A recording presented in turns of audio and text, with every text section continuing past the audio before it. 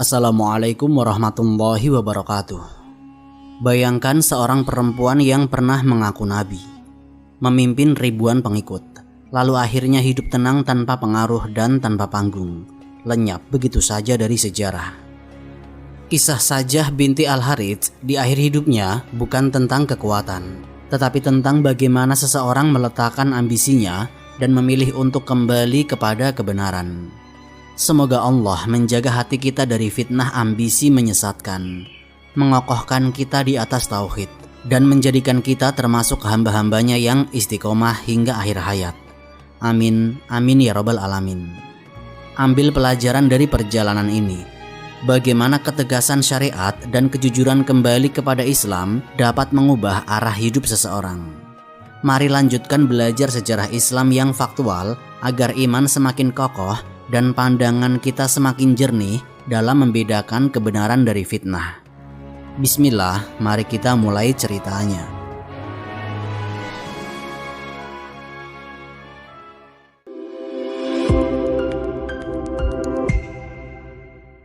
Asal-usul Sajah dan situasi politik pasca wafatnya Rasulullah.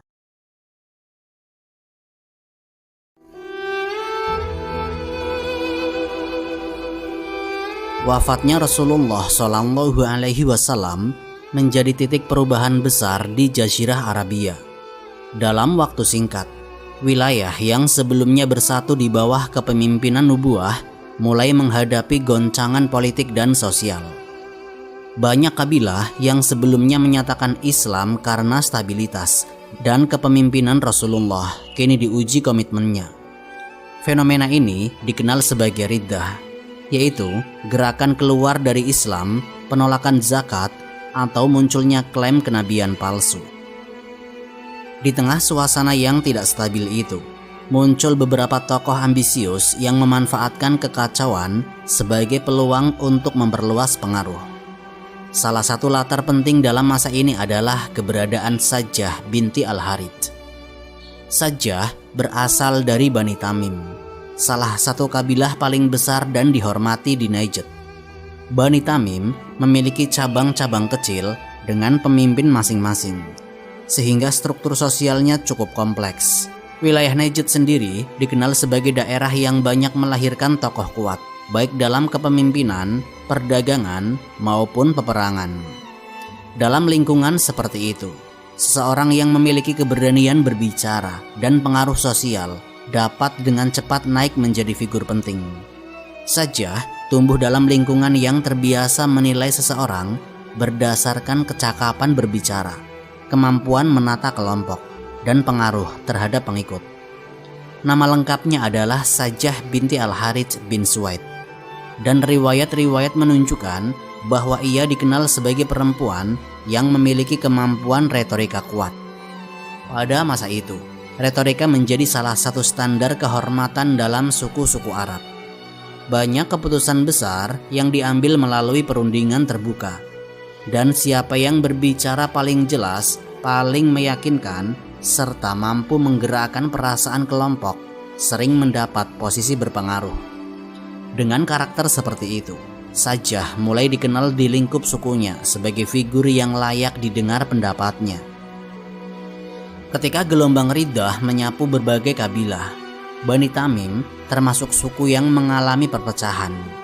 Sebagian dari mereka tetap berpegang teguh pada Islam, memegang kuat perintah-perintah syariat seperti zakat, dan mendukung kekhalifahan Sayyidina Abu Bakar Asy-Syiddiq radhiyallahu anhu. Namun, ada juga bagian lain yang goyah.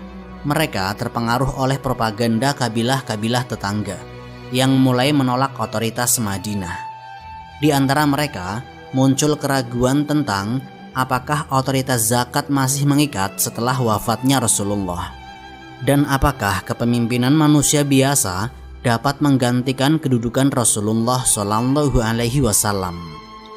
Keraguan-keraguan seperti ini membuka ruang bagi tokoh yang memiliki keberanian untuk tampil mengambil posisi yang lebih ekstrim. Pada saat yang sama, tokoh-tokoh yang lebih dahulu mengaku nabi mulai mendapatkan ruang gerak. Tulaiha al-Asadi menjadi salah satu yang paling awal menguatkan pengaruh di wilayah Najd. memanfaatkan ketidakpuasan suku-suku yang merasa terbebani kewajiban zakat. Musailamah Al-Kadzab yang sebelumnya sudah menunjukkan ambisi kenabian sejak Rasulullah masih hidup, memperluas klaimnya dan semakin agresif mengajak suku-suku untuk bergabung. Kehadiran tokoh-tokoh seperti ini menimbulkan efek berantai. Siapa yang memiliki keberanian mengklaim legitimasi dapat menarik pengikut, terutama di daerah yang belum stabil hubungannya dengan Madinah. Dalam kondisi seperti inilah peran Sajjah mulai mencuat. Ia tidak muncul sebagai pemimpin yang sedang berebut kekuasaan sejak awal, tetapi sebagai suara yang dianggap kuat oleh sebagian kelompok di Bani Tamim. Riwayat-riwayat menunjukkan bahwa sebagian sukunya memandangnya sebagai sosok yang layak untuk memimpin, bukan karena nasab atau garis keturunan, tetapi karena kemampuan berbicara, kecakapan mengumpulkan massa, serta pengaruh yang ia miliki. Di masa kekacauan politik, figur dan kemampuan tersebut bisa dengan cepat mendapatkan pengikut yang mencari arah. Sebagian kelompok dalam Bani Tamim yang sedang mengalami kebingungan akibat tekanan politik melihat Sajjah sebagai orang yang dapat menjadi penentu sikap suku. Mereka memberi perhatian pada pendapat-pendapatnya dan mulai menjadikannya rujukan dalam mengambil sikap terhadap perkembangan yang terjadi di sekitar. Pada masa itu, kepemimpinan sering lahir dari kondisi mendesak. Siapa yang mampu menata kelompok, mengamankan wilayah, atau menyuarakan sikap yang tegas akan muncul sebagai figur penting. Sajjah menjadi bagian dari dinamika itu. Klaim kenabian Sajjah dan konsolidasi pasukan. Setelah ketegangan politik dan sosial menyebar di berbagai kabilah, Sajjah binti Al-Harits mulai mengambil langkah yang lebih berani.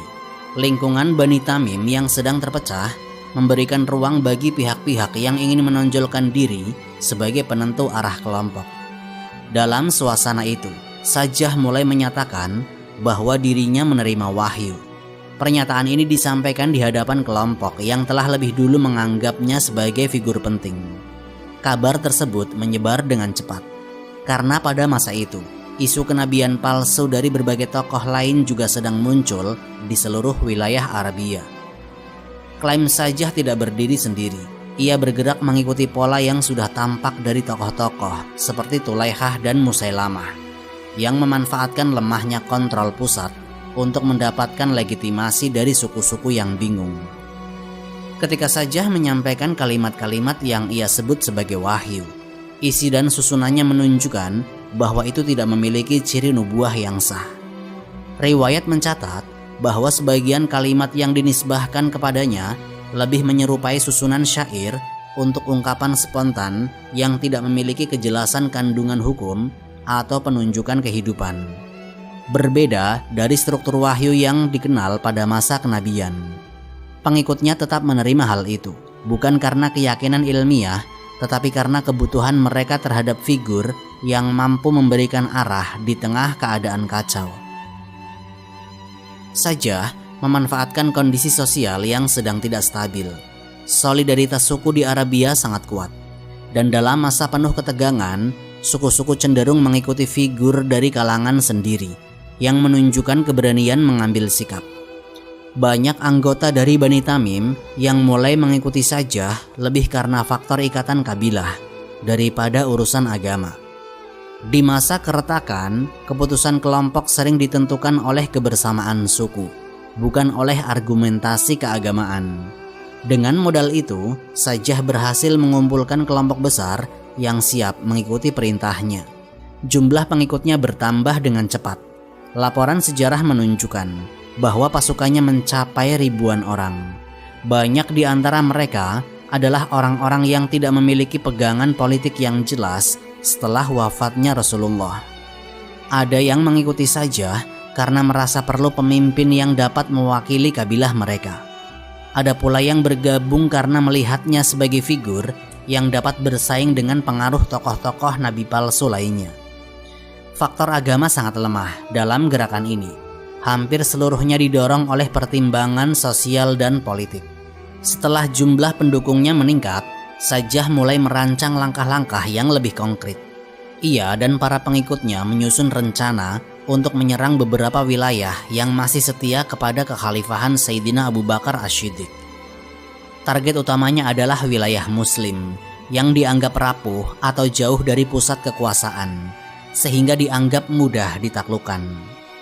Rencana serangan tersebut bertujuan memperkuat posisi Sajjah sebagai pemimpin yang mampu menunjukkan keberhasilan militer. Pada masa itu, kemampuan melakukan penyerangan dianggap sebagai bukti kekuatan seorang pemimpin, terutama di antara suku-suku yang sedang berebut legitimasi. Namun, rencana ini tidak berjalan mulus. Kabar mengenai keberhasilan pasukan Muslim di bawah komando Khalid bin Walid radhiyallahu anhu tersebar luas dan menimbulkan kekhawatiran di antara para pengikut Sajjah. Khalid telah berhasil menundukkan beberapa kelompok murtad lainnya, dan pergerakannya menuju wilayah Najd menandai bahwa kekhalifahan tidak akan membiarkan pemberontakan meluas. Ekspansi pasukan Muslim memberi sinyal jelas bahwa setiap gerakan yang menyimpang akan mendapatkan perhatian langsung dari Madinah dan tidak akan dibiarkan tumbuh menjadi ancaman. Informasi tentang kekuatan pasukan Muslim membuat Sajjah meninjau ulang sejumlah rencana awal. Para pengikutnya mulai merasakan khawatir jika serangan terhadap wilayah Muslim justru akan mempercepat kehancuran mereka. Ketidakpastian ini memaksa Sajjah untuk memikirkan kembali langkah yang lebih aman. Di tengah konsolidasi yang belum mantap, keputusan-keputusan strategis yang sebelumnya tampak mudah kini menjadi beban yang harus dipertimbangkan secara serius. Kondisi pasukannya yang besar tetapi tidak solid secara ideologis membuat setiap keputusan menjadi sangat sensitif. Pengikutnya dapat bertahan selama mereka melihat peluang kekuatan, tetapi bisa pecah kapan saja ketika ancaman dari pasukan Muslim semakin dekat. Keadaan itu menunjukkan bahwa gerakan Sajjah berdiri pada pondasi yang rapuh, dibangun lebih oleh solidaritas suku dan gejolak politik dibandingkan prinsip agama yang benar. Pergerakan ke Yamamah dan pertemuan dengan Musailamah. Setelah konsolidasi pasukan yang dilakukan oleh Sajjah, situasi di wilayah Najd berubah dengan cepat. Keberhasilan pasukan Muslim di bawah komando Khalid bin Walid dalam menundukkan kelompok-kelompok murtad membuat banyak pemimpin lokal mempertimbangkan ulang rencana-rencana ofensif mereka. Sajjah termasuk di antara mereka. Semula ia menyiapkan serangan terhadap wilayah Muslim sebagai cara memperkuat posisinya di mata pengikut. Namun, perkembangan terbaru menunjukkan bahwa tindakan semacam itu beresiko tinggi. Kekuatan pasukan Muslim tidak hanya stabil, tetapi semakin meningkat karena beberapa gerakan riddah berhasil dipadamkan. Informasi ini memaksa Sajjah membatalkan rencana yang sudah ia susun. Pembatalan tersebut bukan perkara kecil. Pasukannya sudah terlanjur berkumpul dengan tujuan jelas untuk bergerak melawan wilayah Muslim. Setelah keputusan berubah, Sajjah menghadapi kebutuhan mendesak untuk menemukan arah baru bagi pasukan agar kohesi kelompok tetap terjaga. Di tengah kebingungan itu, ia mengalihkan pandangannya ke Yamamah, pusat kekuasaan terbesar yang berada di luar kendali Madinah pada masa itu. Yamamah berada di bawah kendali Musailamah Al-Kadzab, sosok yang mengaku nabi dan memiliki pengikut dalam jumlah besar. Musailamah berhasil membangun kekuatan politik dan militer yang signifikan, menjadikannya tokoh paling berpengaruh di antara kelompok-kelompok riddah. Keputusan untuk menuju Yamamah merupakan langkah strategis dari Sajjah. Ia menyadari bahwa berdiri sendiri dalam keadaan pasukan Muslim semakin kuat merupakan posisi yang lemah. Dengan mencari Musailamah, ia mencoba membangun aliansi yang mampu mengimbangi ancaman dari pasukan Khalid bin Walid. Perjalanan menuju Yamamah dilakukan bersama pasukan besar yang telah ia kumpulkan sebelumnya. Langkah ini menunjukkan bahwa Sajjah berusaha mempertahankan legitimasi di hadapan para pengikutnya, sekaligus mencari dukungan politik yang lebih kokoh. Ketika kabar mengenai kedatangan Sajjah sampai kepada Musailamah, Ia menyambutnya dengan sikap yang menunjukkan kepentingan politik yang besar. Musailamah memahami bahwa kedatangan seorang figur yang memimpin pasukan besar dapat memperkuat posisinya di wilayah Yamamah.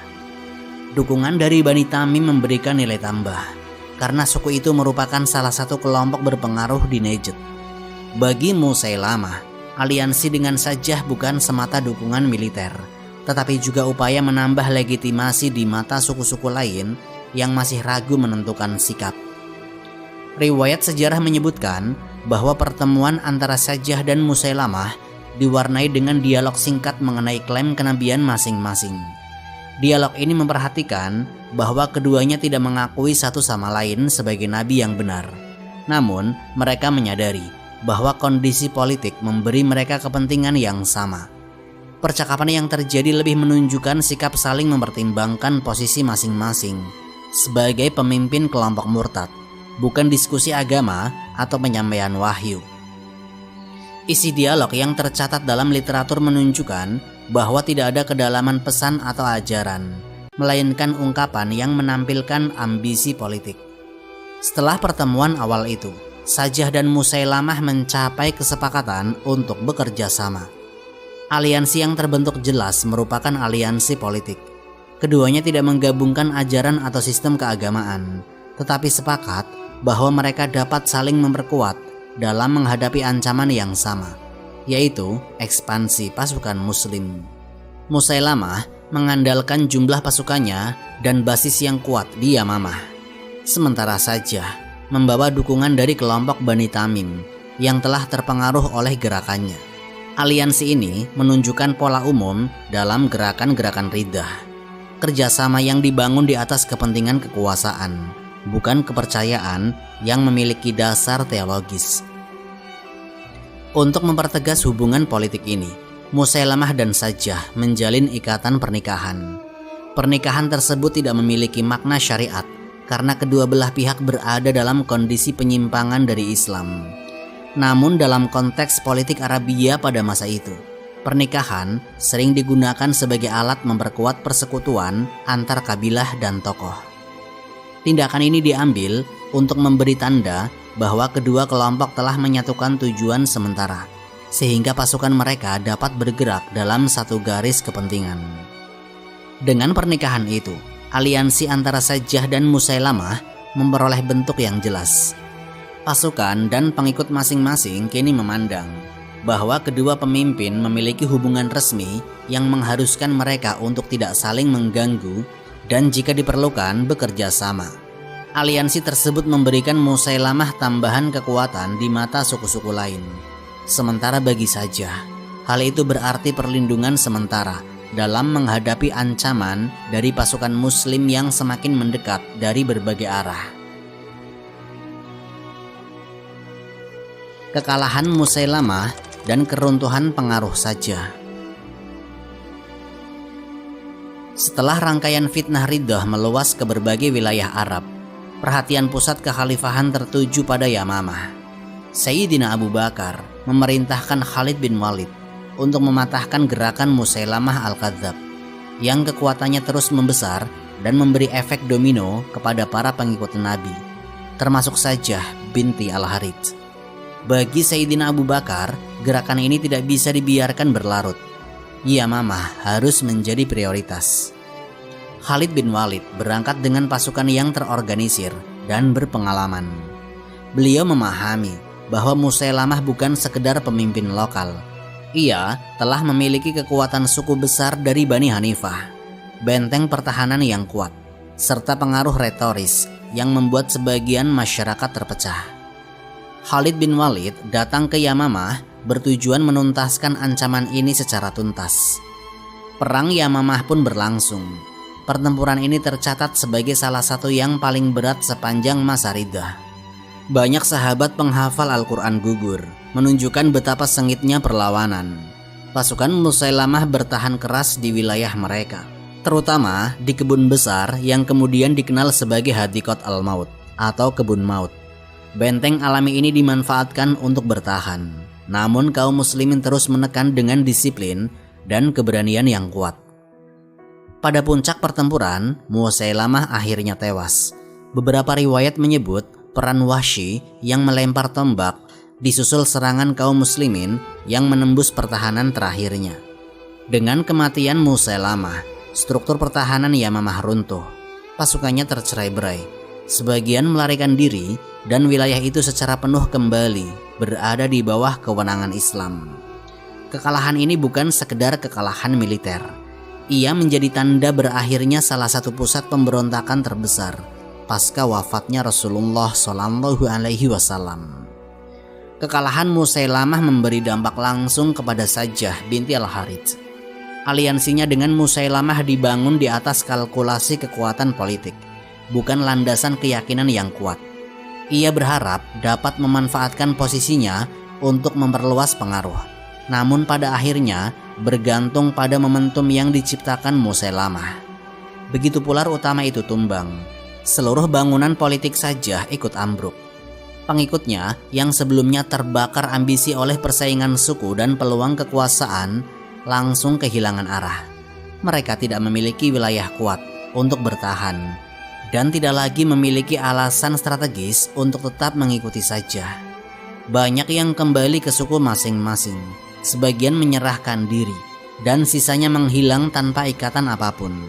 Gerakan Sajjah berubah dari kelompok yang menimbulkan kekhawatiran menjadi kumpulan kecil tanpa arah. Sajjah sendiri menarik diri dari ruang publik. Ia kembali ke wilayah asalnya dalam keadaan lemah, tanpa kedudukan politik, tanpa dukungan militer, dan tanpa legitimasi. Rencana besar yang sebelumnya disusun baik klaim kenabian maupun aliansi strategis gugur dalam sekejap setelah pusat kekuatan Musailamah dihancurkan. Dengan berakhirnya Yamamah, berakhir pula ambisi Sajjah sebagai figur politik dan figur religius di Jazirah Arab. Taubat Sajjah dan akhir hayatnya. Setelah perang Yamamah meruntuhkan pusat kekuatan Musailamah, gelombang perubahan menyebar ke seluruh Jazirah Arab. Banyak kelompok yang sebelumnya terlibat dalam gerakan murtad mulai kembali kepada Islam. Kekhalifahan di bawah Sayyidina Abu Bakar mengambil langkah tegas tetapi tetap memberi ruang bagi siapapun yang ingin kembali kepada kebenaran. Dalam situasi seperti inilah, nasib Sajjah binti Al-Harits kembali menjadi perhatian. Sajjah kehilangan seluruh penopang militernya. Para pengikutnya bubar dan sukunya tidak lagi memiliki alasan untuk mempertahankan gerakan yang sudah tidak berdaya. Ia tidak punya wilayah, tidak punya aliansi, dan tidak punya alasan untuk melanjutkan klaim kenabian yang pernah ia gaungkan. Dalam keadaan itu, ia memilih kembali kepada Islam. Riwayat menunjukkan bahwa ia menghentikan klaim kenabiannya dan menyatakan diri mengikuti ajaran yang benar. Tidak ada catatan yang menunjukkan upaya perlawanan atau manuver politik setelah kejatuhan Yamamah. Keputusan ini menandai akhir dari fase riddah yang melibatkan dirinya. Pada masa kekhalifahan Sayyidina Umar bin Khattab radhiyallahu anhu, nama Sajjah nyaris tidak disebut dalam urusan politik maupun keamanan. Sayyidina Umar dikenal sangat tegas terhadap segala bentuk penyimpangan. Tetapi tidak ada satupun riwayat sahih yang menunjukkan bahwa Sajjah kembali menimbulkan kekacauan atau memancing perhatian khalifah. Hal ini menjadi indikasi bahwa ia benar-benar menjauhi dari segala bentuk aktivitas yang bisa memunculkan kembali fitnah. Ia hidup sebagai perempuan biasa, tanpa pengaruh, tanpa gerakan, dan tanpa klaim keagamaan yang menyimpang. Sumber-sumber sejarah tidak merinci bagaimana akhir hidupnya, riwayat tentang tahun wafatnya, lokasi pemakamannya, ataupun detail kehidupannya setelah masa Sayyidina Umar tidak muncul dalam literatur utama. Ketidakmunculan ini justru menguatkan gambaran bahwa Sajjah menjalani hidup tanpa menonjolkan diri setelah bertaubat. Tidak ada konflik, tidak ada keterlibatan dalam pergolakan politik, dan tidak ada catatan tentang dirinya dalam peristiwa besar masa berikutnya. Ia menghilang dari panggung sejarah, sebagaimana banyak individu lain yang kembali kepada kehidupan normal setelah fitnah besar reda. Para ulama menilai klaim kenabian Sajjah sebagai bagian dari riddah. sejajar dengan kelompok-kelompok yang memanfaatkan instabilitas setelah wafatnya Rasulullah. Namun para ulama juga menegaskan bahwa taubatnya diterima dan ia tidak kembali kepada kesesatan sebelumnya. Penilaiannya mengikuti prinsip umum dalam syariat bahwa siapapun yang kembali kepada Islam dengan jujur diterima dan diperlakukan seperti muslim yang lain selama tidak menunjukkan pengingkaran baru. Akhir perjalanan Sajjah memberi pelajaran penting. Fitnah riddah pada masa Sayyidina Abu Bakar memperlihatkan bagaimana ambisi politik dapat memanfaatkan simbol agama untuk memperluas dukungan. Ketegangan khalifah dalam menumpas gerakan-gerakan ini menjadi stabilitas umat dan menghindarkan masyarakat dari kekacauan berkepanjangan. Kasus Sajjah menunjukkan bahwa klaim keagamaan yang tidak berdasar selalu berujung pada kehancuran, sementara kembali kepada kebenaran memberi ruang bagi seseorang untuk menjalani hidup tanpa membawa beban fitnah. Dengan ini, peran Sajjah dalam sejarah berakhir sebagai contoh bagaimana ambisi yang tidak terarah bisa tersapu oleh ketegasan dan ketulusan kembali kepada Islam. Wallahu a'lam bishawab. Semoga kisah ini memberikan manfaat dan menjadi pengingat bagi kita semua untuk terus memperbaiki diri serta meningkatkan ketaatan kepada Allah Subhanahu wa taala. Lebih dan kurangnya mohon dimaafkan. Yang benar datangnya dari Allah Subhanahu wa taala. Khilaf atau keliru itu datangnya dari saya pribadi sebagai manusia biasa. Sampai jumpa di kisah-kisah inspiratif berikutnya. Akhirul kalam, wassalamualaikum warahmatullahi wabarakatuh.